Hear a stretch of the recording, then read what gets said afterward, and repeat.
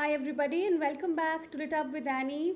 And we had skipped one essay, which is the study of poetry by Matthew Arnold, which is there in your criticism part.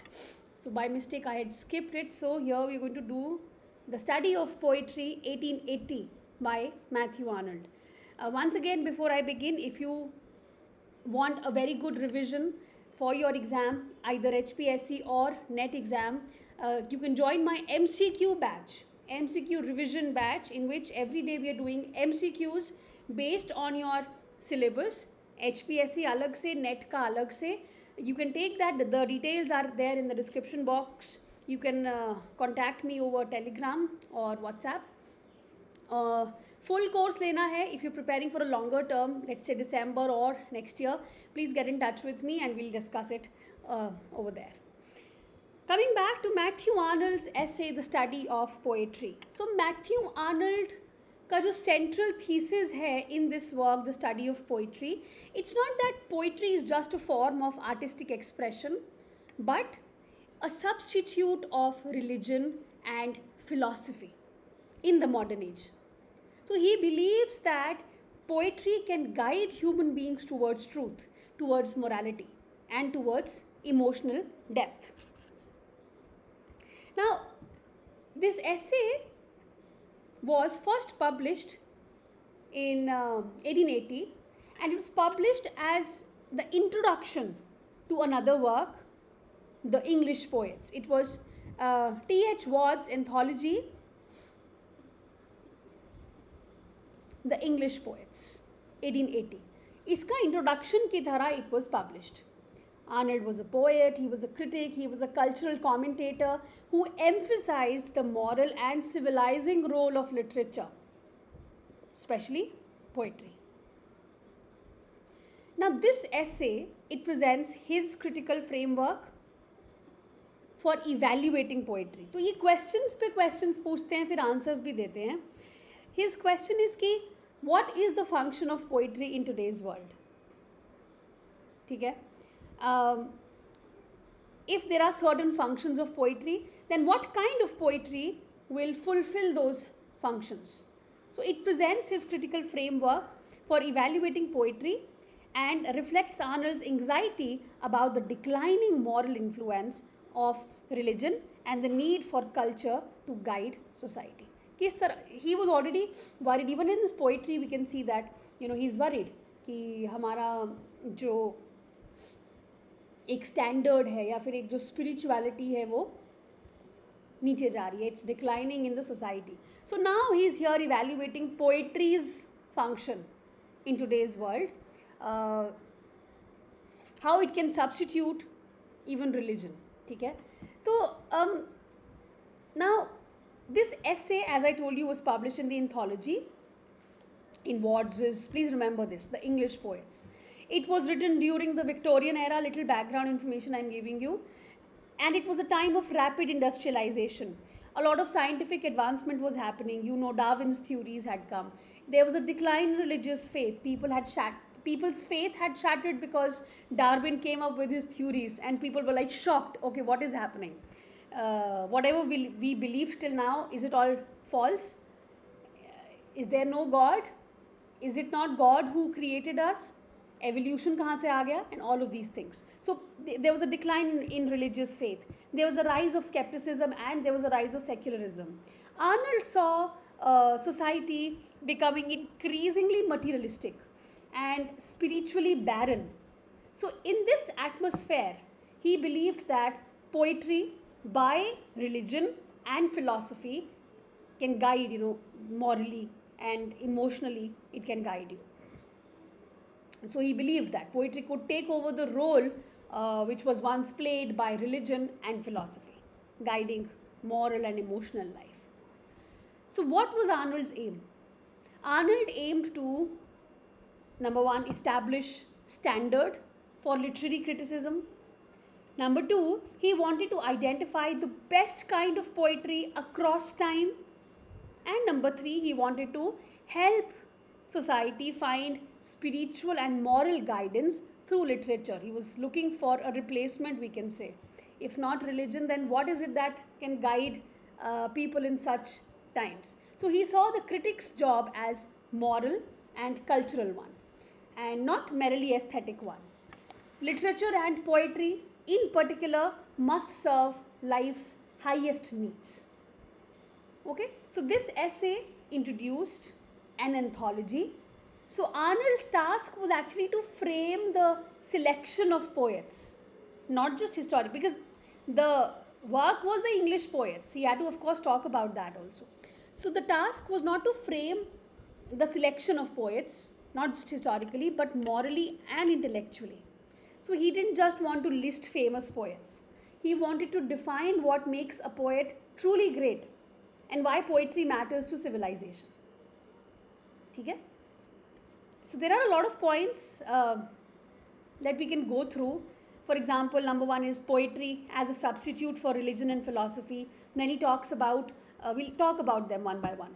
Poetry must be judged by the best, he says. Then he says the quality of high poetry, he talks about that, high seriousness. He talks about importance of critical judgment. He talks about the touchstone method. I think you're all familiar with that, very important, the touchstone method. He talks about French poetry and its limitations. He talks about Chaucer's greatness and his limits. Then he talks about Dante, Homer, Shakespeare and Milton as touchstones. And poetry as a criticism of life, which is here on your screen right now. He also talks about the need for disinterestedness in criticism. Okay, let's start. Poetry से यहाँ से शुरू करते हैं. Poetry as a criticism of life. So Arnold defines poetry as a criticism of life. This criticism must be governed by the laws of poetic truth and poetic beauty. Great poetry interprets life through high seriousness, which is moral profundity and intellectual depth. तो poetry को इन्होंने define किया as a criticism of life. And ये जो criticism है, it must be governed by the laws of poetic truth and poetic beauty. So it's one of his most famous of ideas. You know, poetry, he says poetry reflects on life deeply and truthfully. It should. It doesn't always do that, but it should. And it should evaluate the reader's understanding and feeling. So this idea had a lasting influence on literary criticism. Before I talk about the high standard for evaluating poetry, let me tell you again the first point that we discussed. Poetry as a substitute for religion and philosophy. So Arnold, he begins by asserting that poetry is capable of replacing religion and philosophy as a guide to life. There's a quote here, and I quote, "More and more mankind will discover that we have to turn to poetry to interpret life for us, to console us, to sustain us," unquote. Meaning, just like science and reason, they dominate society, traditional religious beliefs may decline. जैसे जैसे scientific चीज़ें बढ़ती जाएंगी, religious things घटती जाएंगी. In their place, poetry can offer moral and emotional insight, helping people understand life deeply. ठीक है? High standards for evaluating poetry. So the poetry must be judged by the best. He emphasizes the need to apply a real estimate rather than a historic estimate or personal estimate. कौन सा estimate? Real estimate.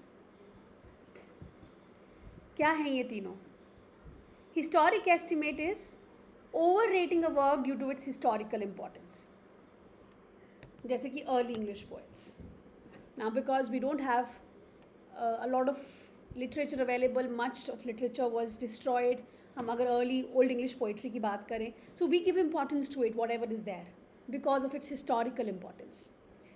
Don't do that, Arnold says. Personal estimate is because you have some personal connection or personal preferences. Let's say you like crime fiction, so you'll give importance to that. That's your personal estimate. We shouldn't do that. Real estimate is judging based on intrinsic value, artistic quality, and enduring truth. ठीक है. सो Arnold जो है वो emphasise करते हैं that there is a need to set high critical standard for evaluating poetry. बाद में वो टचस्टोन मेथड की बात करेंगे. So, great works of the past like Homer and Shakespeare should serve as touchstones or benchmarks. Modern poetry should be compared to these to judge its value. Touchstone. So, he introduces the touchstone method for criticism. Use short passages. What is actually touchstone? क्या पूरा Homer पढ़ना पड़ेगा? ज़रूरी नहीं है कि सारा का सारा जो होमर ने लिखा it's all touchstone.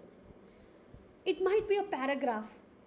It might be 2, 3, 4 paragraphs altogether. Short passages from greatest works. Homer, Dante, Shakespeare, Milton. तो इनके works को इन्होंने as standard माना. That they have written really well. And they are the standards that you must follow. You can look for these touchstones in their works. These touchstones will serve as standards or benchmarks. So he praises Homer, Dante, Shakespeare for these qualities. And you know, according to Arnold, true poetry must possess high seriousness, truth, moral profundity. These are the qualities of high poetry. So poetry should deal with significant themes, he means. For example, human destiny, love, suffering, and morality, and treat them with deep emotional gravity. So these passages, he says, they possess absolute beauty and moral seriousness. Other poetry should be compared to these touchstones to assess its worth. Classical poets as models. So Arnold reveres the Greek and Roman classics. He identifies Homer, Sophocles, Dante, Shakespeare, and Milton as poetic exemplars. Why? Because they have high seriousness, they have moral depth, they have stylistic mastery. Okay? Critique of English poetry. Now Arnold argues that much of early English poetry, चाहे वो historically important हो, it lacks true poetic excellence. So he does critique Chaucer. He's charming and genuine, but he lacks high seriousness. It's a previous year question as well. Why is Chaucer criticized? Because he lacks high seriousness. Dryden and Pope, they are skilled in expression, but they lack in substance and intellectual depth. Byron and Burns, powerful emotion, but not always enduring quality. So he praises Shakespeare, supreme genius, beyond question. He actually appeals to all ages, you know, Shakespeare's works. Milton, next only to Shakespeare in poetic power.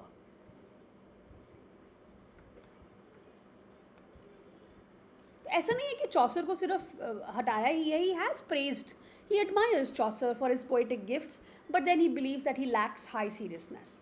And he says, I quote, Chaucer is not one of the great classics, unquote. Chaucer is vivid, you know, and human, but his work does not grapple with the deepest truths of life in a sustained and solemn manner. इस तरह से वो इनके बारे में बात करते हैं. Romantic and modern poetry, Arnold is skeptical of much romantic poetry. He values Wordsworth for his seriousness and insight into nature and humanity. But he disapproves of mere emotionalism. कि ठीक है, अच्छे हैं Wordsworth, but सिर्फ emotionalism नहीं चलेगा. And there is a lack of intellectual weight. Yeah, because Wordsworth was not putting so much weight on that. He was all about nature. He was all about emotional, romantic. तभी तो romantic बोलते हैं. So Arnold's essay, it marked a turning point in literary criticism, advocating for objective standards, literature's moral function, rigorous comparison, and he introduced the ideas that shaped new criticism, particularly the focus on the text itself and evaluative standards. So, according to Arnold, poetry must be taken seriously as science or philosophy, because it plays a central role in human life. Only the best poetry, जो morally serious हो, emotionally powerful हो, and artistically excellent ho, it deserves to be remembered and passed on. So Arnold's The Study of Poetry is not just a literary analysis, but it's a call to treat poetry as a vital, spiritual, and intellectual force in society.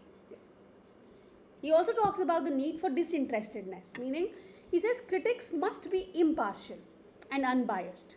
Personal taste, cultural nationalism or popularity should not influence critical judgment. अब अगर सोचो competition हो जाए, कोई Indian writer हो और कोई American writer, all the Indians will just support the Indian writer without even knowing, right? All the Americans will of course support the American writer without even knowing that okay, there are some good qualities in the Indian writer as well. So that's personal taste. Cultural nationalism आ गया. A critic must seek truth, not flattery or mere entertainment. Right? Now, some modern critics argue that Arnold is too moralistic. He has forgotten about aestheticism. There is no art for art's sake when he is talking about the study of poetry. Elitist in his preference for classical models. He's very elitist, some critics have said. That this is criticism of Arnold's views. He is dismissive of poetic innovation. कि आप लोग बस ये touchstone को ले लो, इनसे influence होके लिख दो. These are the standards. Poetry can also evolve, right? So he's dismissive of poetic innovation and diversity. Of course, he has only talked about the English writers.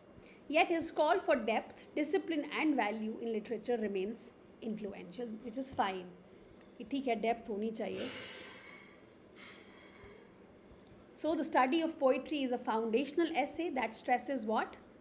The moral and cultural importance of poetry, the role of the critic in guiding society through refined taste and judgment, Arnold's vision of poetry as a moral force, and his touchstone method, they continue to shape literary criticism. ठीक है?